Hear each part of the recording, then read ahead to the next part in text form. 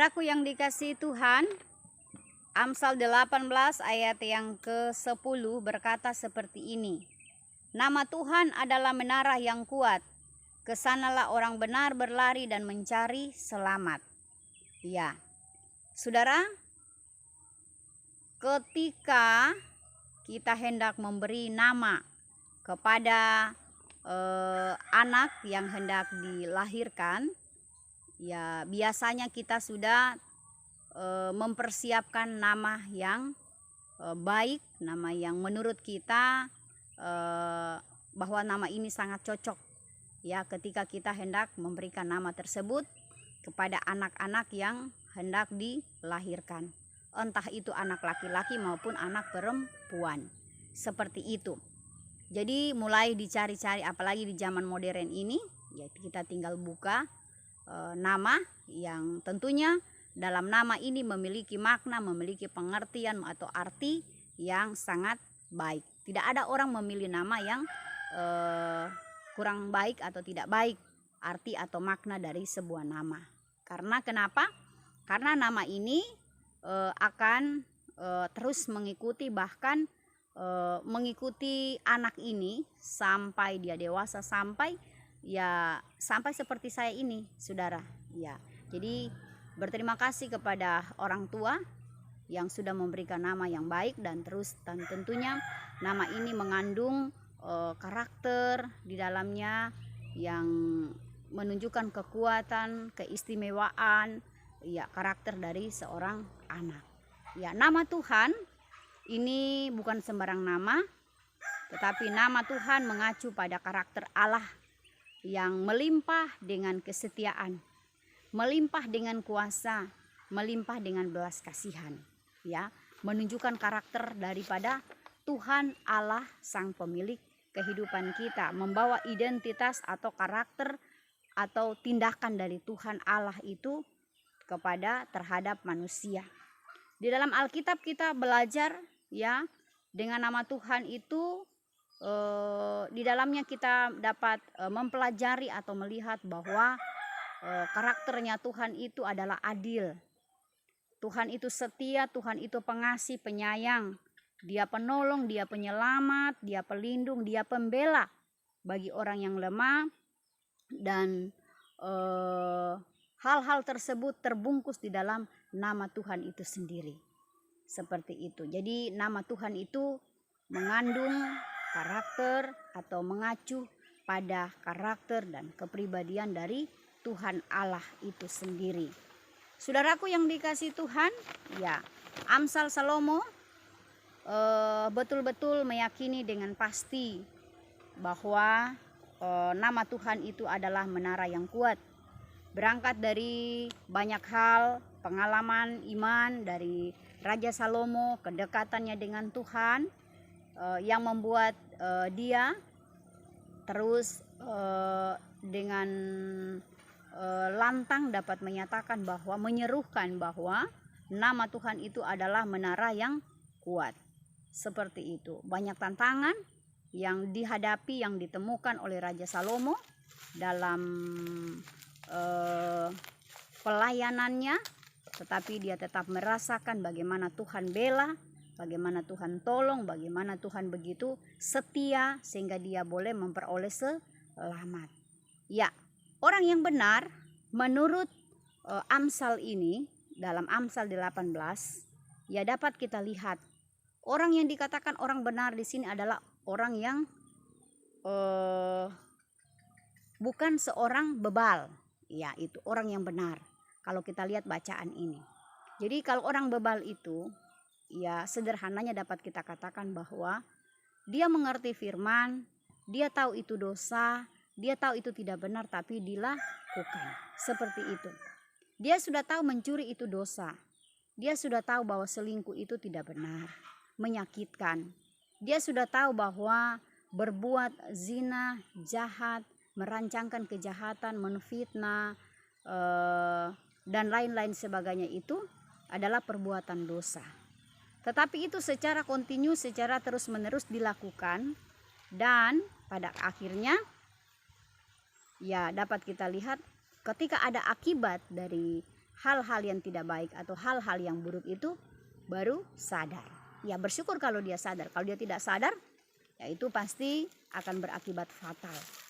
Ya, seperti itu orang bebal. Biasanya kita dengarkan kalau hamba-hamba Tuhan berkhotbah, ya menyampaikan, apalagi kalau bikin pusing, ya bikin pusing, ya di dalam gereja bikin pusing, di luar gereja bikin pusing, ya di dalam rumah tangga juga bikin pusing, di tengah-tengah masyarakat. Biasanya kita keceplosan, kita bicara dasar memang orang bebal.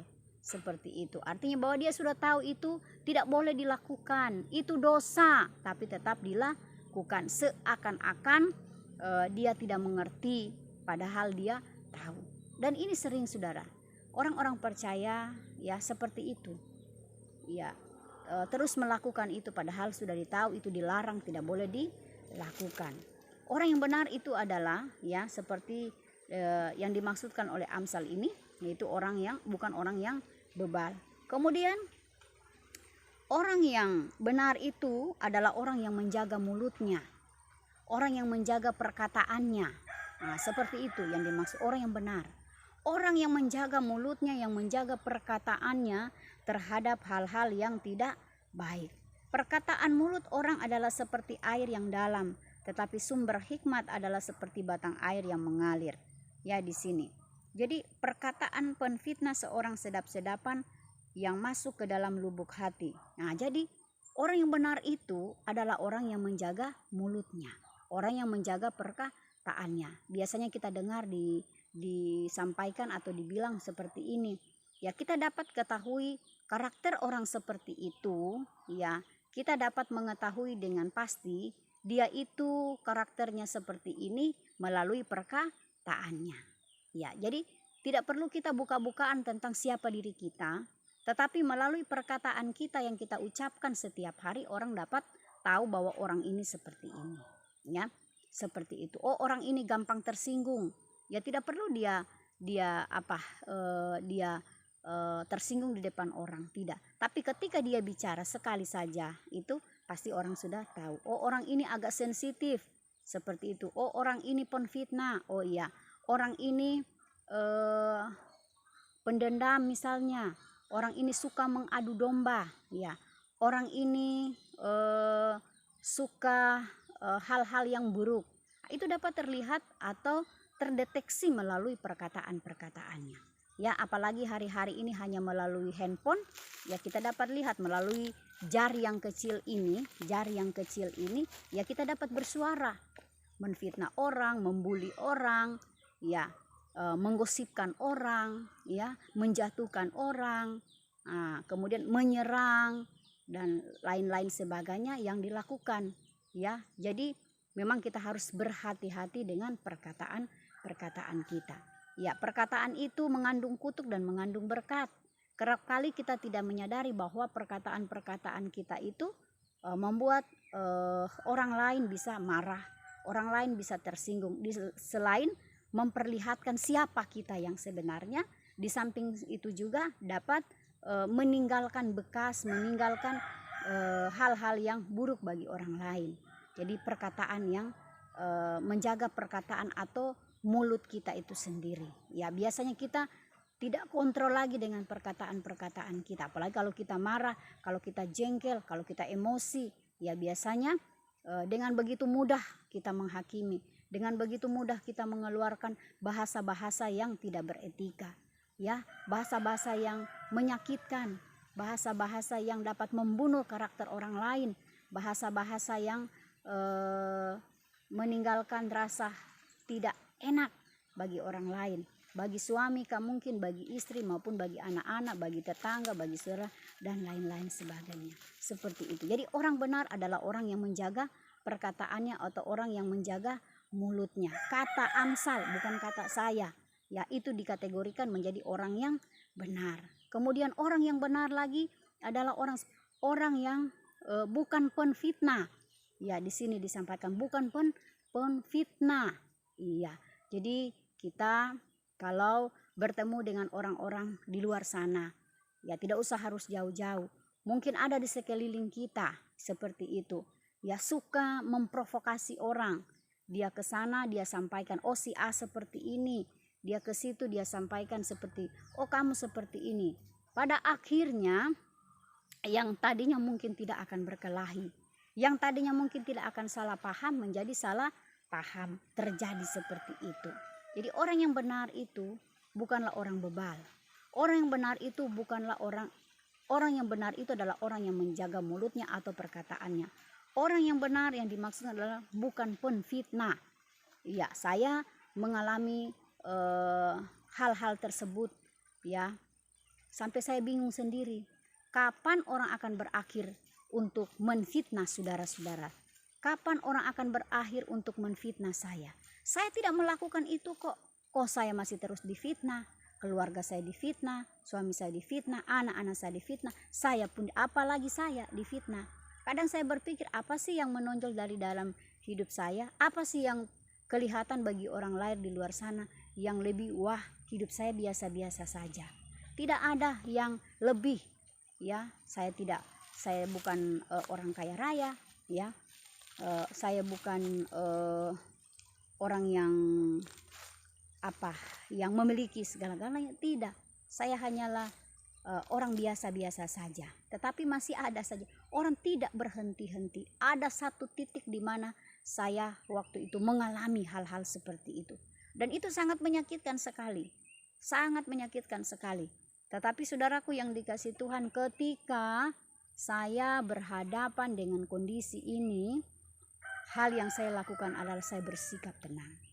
Saya bersikap tenang, ya. Saya bersikap tenang sehingga bosan sendiri orang-orang yang melakukan penfitnaan terhadap hidup saya, terhadap pekerjaan, terhadap pelayanan dan lain sebagainya. Itu orang yang benar menurut Amsal ini. Orang yang benar lagi adalah orang yang Yang tidak tinggi hati. Nah, ini orang yang tidak tinggi hati atau orang yang rendah hati. Itu dikategorikan disebut sebagai orang yang benar di sini. Itu. Orang yang benar itu adalah orang yang tidak tinggi hati, sombong. Ya, biasanya kita bilang songong, sombong, angkuh seperti itu, ya. Jadi kita melihat saudara, ya, kita memeriksa diri kita. Apakah saya adalah orang yang sombong atau kita berada dalam kategori itu, ya. Biasa saya juga merasa lucu saudaraku yang dikasihi Tuhan. Baru Tuhan mulai mengangkat hidup kita. Baru Tuhan mau mengangkat ekonomi kita. Baru Tuhan akan mengangkat anak-anak kita. Ya, satu langkah saja dari langkah yang ada. Ya, baru mau diangkat naik. Itu sombongnya minta ampun. Bicaranya itu luar biasa. Seakan-akan orang lain itu tinggal in the coast di dunia ini. Maunya dia yang benar, tidak mau mengalah, ya. Mau apa yang disampaikan menurut dia sudah benar, ya. Biasa kita mendengar perkataan sudah miskin sombong pula, kata begitu, ya. Jadi ini Tuhan tidak suka dan kita tidak dikategorikan sebagai orang yang benar dalam hal ini. Jadi mari kita miliki kerendahan hati atau alias kita tidak sombong. Ya, apapun yang Tuhan percayakan hari ini, mungkin pangkat, jabatan, kekuasaan, uangmu, hartamu, bisnismu, ya, anak-anakmu yang berhasil, ya, menurut pandangan dunia berhasil, karirmu lagi naik, ya, hasil pertanianmu bagus dan lain-lain sebagainya, ya nikmati itu. Ya, nikmati itu. Jangan itu menjadi alat kesombongan yang dapat menghancurkan orang lain, yang dapat merendahkan orang lain, yang dapat kau merasa bahwa tinggal kau yang lebih tinggi dari orang lain. Tidak boleh. Ingat, itu hanya aksesori, ya, itu hanya aksesori sementara yang Tuhan berikan ketika kita ada di dunia. Jadi biarkanlah kita semakin tinggi, ya, kita semakin rendah. Ingat ilmu padi, semakin dia berisi, dia semakin merunduk. Mari kita miliki perilaku itu atau karakter itu sehingga Tuhan senang. Allah menentang orang congkak. Artinya bahwa Allah membenci sekali adanya kesombongan. Tinggi hati mendahului kehancuran, kata Amsal. Tinggi hati mendahului kehancuran. Itu secara perlahan-lahan pasti akan hancur. Apalagi kalau tidak ada niat bertobat, ya. Semakin tinggi Tuhan bawa ke atas, semakin tinggi Tuhan bawa karir kita, semakin tinggi Tuhan bawa pelayanan kita, semakin tinggi Tuhan bawa anak-anak kita, semua semakin tinggi, seakan-akan kita ada di atas. Nah, untuk hari ini mungkin kita seperti itu, tapi kita tidak tahu roda kehidupan ini terus berputar. Jadi mari kita pergunakan semua itu untuk dapat memuliakan nama Tuhan, bukan membuat kita bermegah diri. Karena ingat, Allah menentang orang congkak. Tinggi hati itu mendahului kehancuran. Ya, sedikit saja. Kalau Tuhan marah, Tuhan tidak senang, Tuhan tidak suka, tak, itu bisa hancur. Ya, jadi saudara, orang yang dikategorikan adalah orang benar adalah orang yang tidak tinggi hati atau tidak sombong, tapi adalah orang yang rendah hati. Ya, memang ini tidak mudah tidak mudah saudara. Ya, menjadi orang yang rendah hati itu tidak mudah. Biasanya kita mendengar bahwa ya dia mengalah terus. Mengalah terus. Ya. Jadi mengalah bukan berarti bahwa kita kalah, ya. Jadi kalau kita ikut juga permainannya, itu berarti kita sama saja dengan orang dunia, dengan orang bebal tadi, dengan orang yang ya dia kelihatannya beragama. Kalau hari Minggu ke gereja, hari Sabtu ke gereja, tenteng Alkitab, masuk di gereja tanpa ada merasa berdosa. Ya, jadi hidup itu habis melakukan, ya mengaku melakukan terus seperti itu. Nah, jadi seperti itu hidup ini, ya, tidak boleh. Kemudian orang yang dikatakan orang benar itu adalah orang yang tidak malas. Nah, di sini. Jadi orang yang bermalas-malas dalam pekerjaannya sudah menjadi saudara dari si perusak. Nah, jadi orang benar itu juga bukan si pemalas, bukan orang yang malas, ya. Nah, jadi kalau orang malas ini kita lihat pasti segala sesuatunya lamban.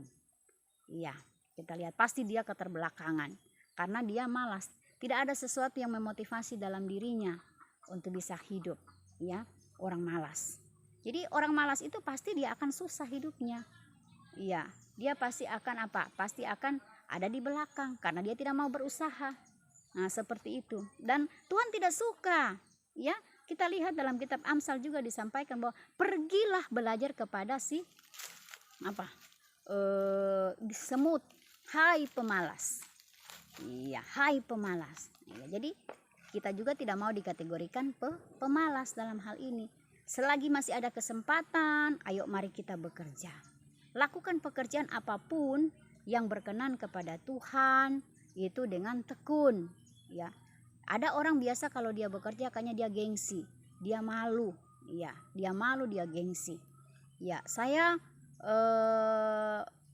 bertemu dengan banyak orang, para pekerja keras, anak-anak Tuhan, ya, para pengusaha itu walaupun mereka sibuk, ya, walaupun mereka memikirkan perusahaan mereka, memikirkan bisnis mereka, tapi mereka masih memberi waktu, memberi hati, memberi diri, memberi sumbangan berbagai macam hal, ya, bukan cuma uangnya, hatinya, hidupnya untuk melayani Tuhan. Itu luar biasa, saudaraku yang dikasihi Tuhan, ya.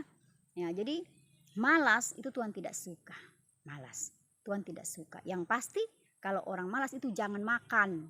Nah, itu jangan makan karena dia malas, dan itu dikategorikan orang tidak benar, saudara, ya, dalam hal ini, ya. Jadi orang yang benar itu adalah bukan orang yang malas, seperti itu. Nah, jadi saudara-saudaraku yang dikasihi Tuhan, orang benar itu adalah bukan orang bebal, ya. Yang kedua, orang yang benar itu bukanlah seorang penfitnah, suka membawa kata-kata ke sana kemari. Puas fitnah satu, dia pindah lagi yang satu, dia pindah yang satu, ya, seperti itu. Kemudian orang yang benar itu adalah orang yang tidak memiliki hati yang tinggi hati, sombong, tapi milikilah kerendahan hati. Kemudian orang yang benar itu adalah orang yang bukan pemalas, ya, seperti itu. Nah, jadi ada 4 hal tadi, ya, menurut Amsal 18 ini yang dikatakan orang yang benar, seperti itu. Nah, orang-orang benar ini, ya, kita berada di golongan mana? mau jadi orang yang tidak benar atau mau jadi orang yang benar? Ya tentunya kita akan berkata, sepakat kita akan berkata bahwa kita kita memilih menjadi orang yang benar.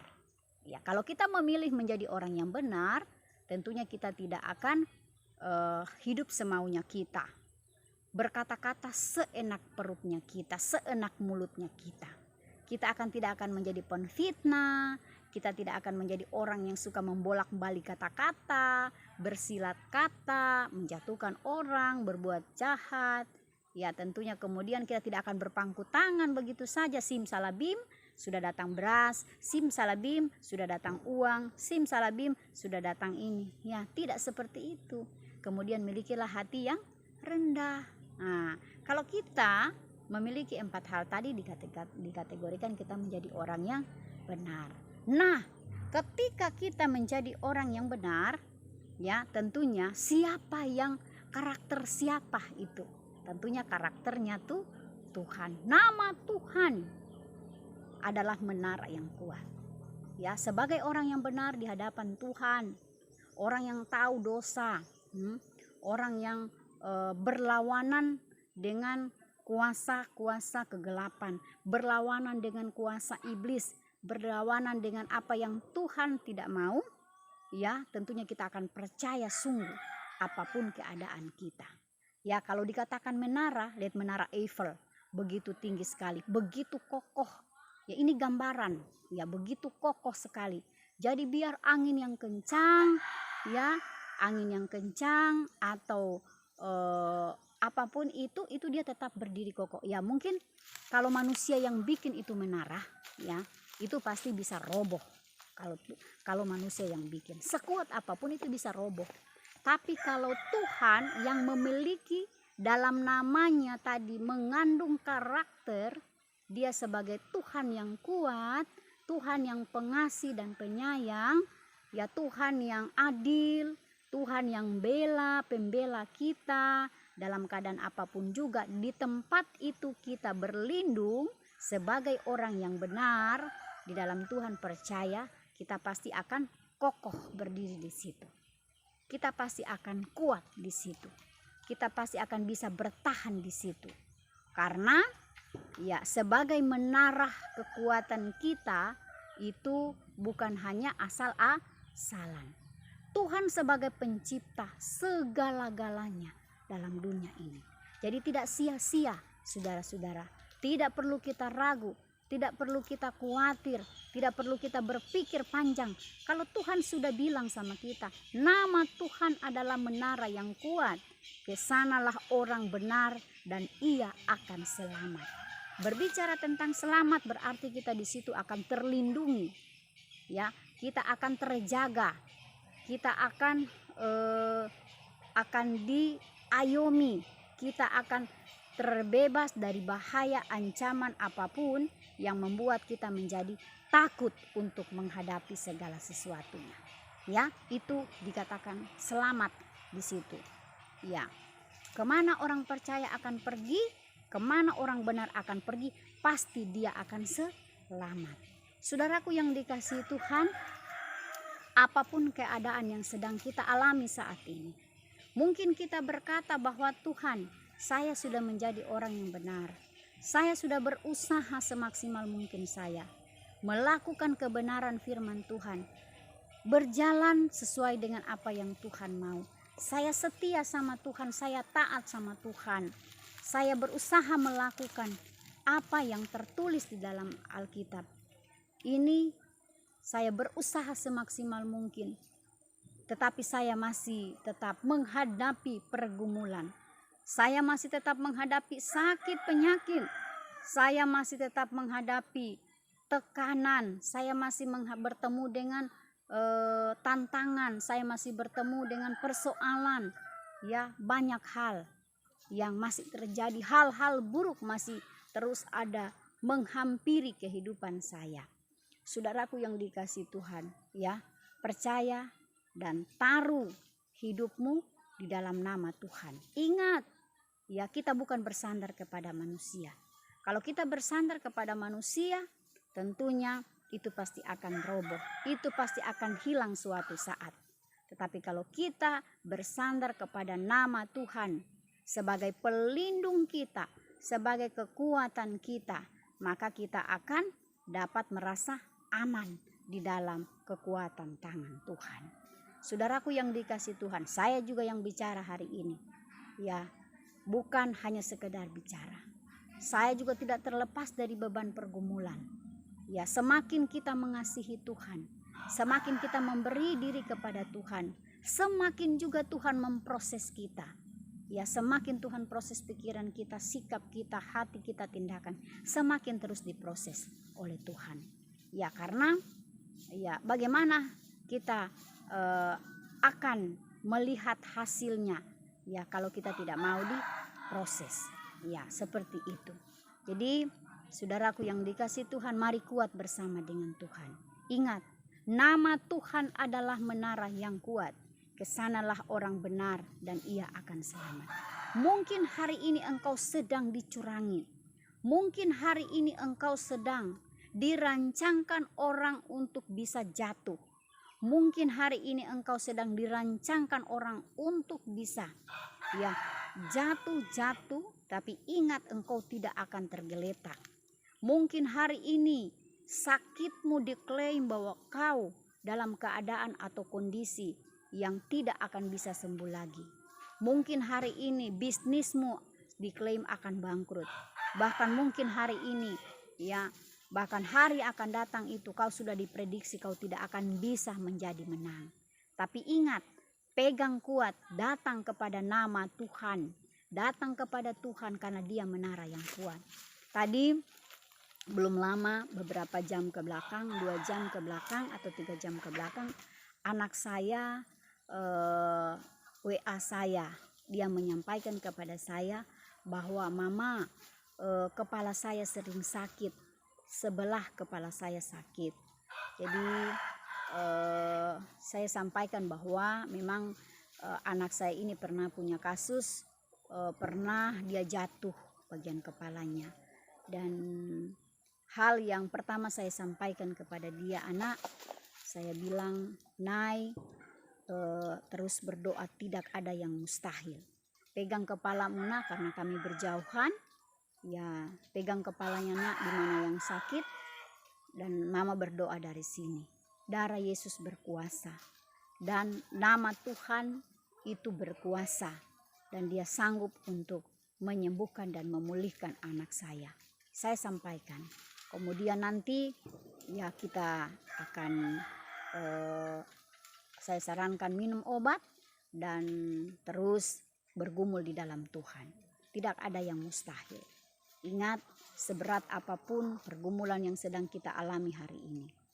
Ya, mungkin kita berkata kita tidak mampu lagi, kita tidak berdaya lagi.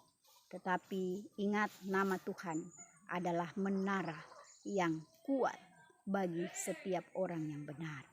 Dan percaya kalau kita berlindung pada nama Tuhan, sekuat apapun tantangan yang datang, sebesar apapun pergumulan yang ada, ya pasti Dia akan menolong kita. Kalau kita merasa bahwa selama dalam hidup kita, hari-hari yang ada di belakang kita, mungkin kita kacau, ya kita mengecewakan Tuhan, kita bebal, kita seorang penfitnah dan lain-lain sebagainya yang tidak dikehendaki Tuhan, kita mohon ampun dan kita bertobat. Kita bertobat, saudara.